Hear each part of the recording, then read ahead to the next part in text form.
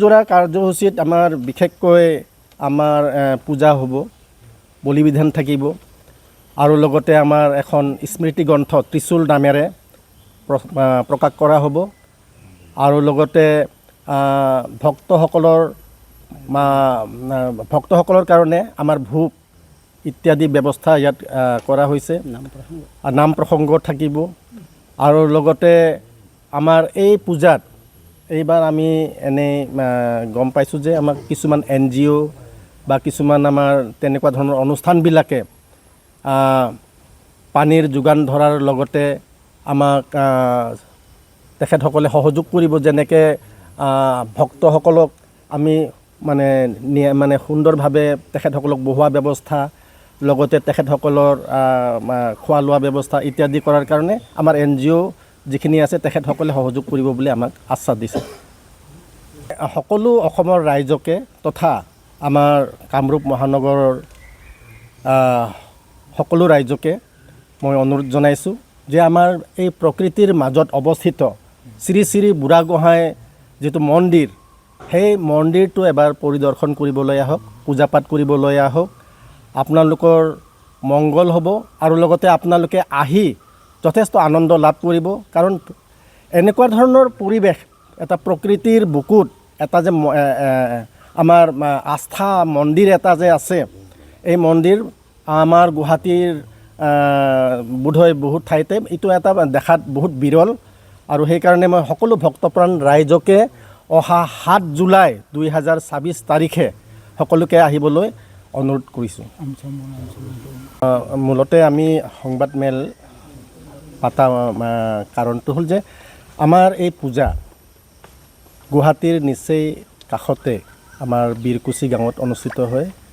আৰু এই পূজা কেতিয়াৰ পৰা ইয়াত অনুষ্ঠিত হৈ আহিছে আমি নিজে নাজানো, যে আমাৰ পূৰ্বপুৰুষসকলে আমাৰ এই অঞ্চলৰ লগতে গোটেই আমাৰ কামৰূপ অঞ্চলৰ ৰাইজৰ ভালৰ কাৰণে, শুভৰ কাৰণে, মংগলৰ কাৰণে,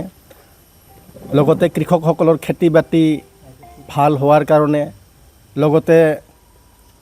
ৰাইজৰ দুখ দুৰ্গতি বেমাৰ আজাৰ নোহোৱাৰ কাৰণে এই পূজাটো বহু বছৰ আগতে আমি ইতিহাসে ঢুকি নোপোৱা সময়ৰ পৰাই এই পূজা অনুষ্ঠিত হৈ আহিছে আৰু আমাৰ এই পূজাৰ মূল কাৰ্যসূচীটো এনেকুৱা ধৰণৰ যে পূজা হ'ব আমাৰ 7 জুলাই 2026 আৰু আমাৰ পূজাত আমাৰ বিশেষকৈ আমি বহুত মানুহক ইয়াত নিমন্ত্ৰণ কৰিছোঁ আৰু লগতে আমাৰ এই পূজাত প্ৰায় 1 লাখমান ভক্তপ্ৰাণ ৰাইজ আহে আৰু বিশেষকৈ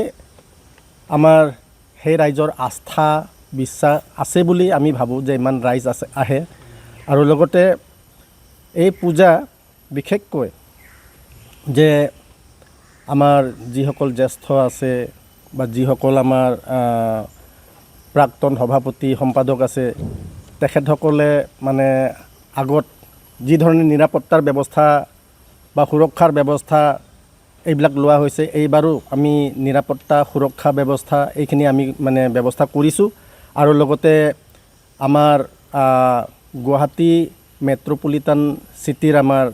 পুলিচ কমিশনাৰ তেখেতকো আমি আবেদন কৰিছোঁ, নুনমাটি থানাৰ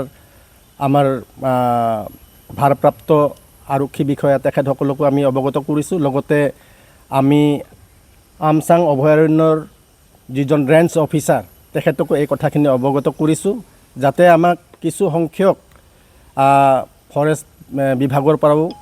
যাতে তেখেতসকলৰ গাৰ্ড প্ৰদান কৰে আৰু লগতে আমি অৰ্ধসামৰিক বাহিনী যোগান ধৰাৰ কাৰণে আমি পুলিচ কমিশনাৰক আমি জনাইছোঁ। প্ৰায় 1 লাখমান ভক্ত আমাৰ ইয়াত সমাগম হয় আহে আৰু এই পূজা আমাৰ ৰাতিপুৱা প্ৰায় 5:30মান বজাৰ পৰাই আৰম্ভ হয়। এই মন্দিৰটোৰ মানে উপৰিও আৰু এটা আমাৰ মন্দিৰ আছে য'ত আগতে আমাৰ মানুহবিলাকৰ বিশ্বাস লোকবিশ্বাস যে একেবাৰে ওপৰত আছে গাখীৰ ঢলা জেগা আছে আমাৰ